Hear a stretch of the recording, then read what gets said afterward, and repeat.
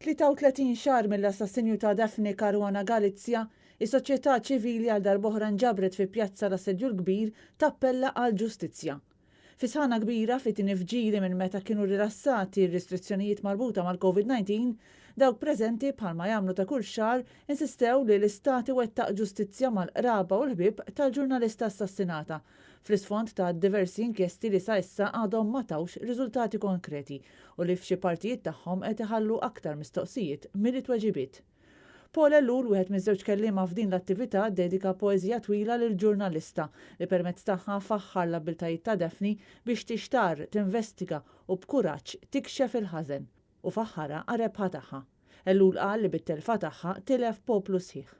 U ndirizza direttament lill ġurnalista assassinata u qal li l-poplu se jibqa' jsejjaħ isimha sakemm isseħħ il-ġustizzja. Joanna Ġus mill-organizzazzjoni Occupy Justice li kienet it-tieni kelliema f'diskors li għamlet qalet li Daphne Caruana Galizia kienet fetħet għajnejn il-poplu meta wissiet dwar l-Avukat Ġenerali Peter Grech li llum nafu li ta' parir biex l-investigazzjonijiet isiru bil-mod u dwar l-eks kummissarju Lawrence Kutajjar li kien pupazz tal-gvern. U kienet wissiet ukoll dwar Conrad Mizzi, Keith Schembri u Joseph Muscat. Ġus għalqet id-diskors tagħha billi qalet li riżenji u tkeċċijiet ma jfissru assolutament xejn jekk ma ssirx ġustizzja.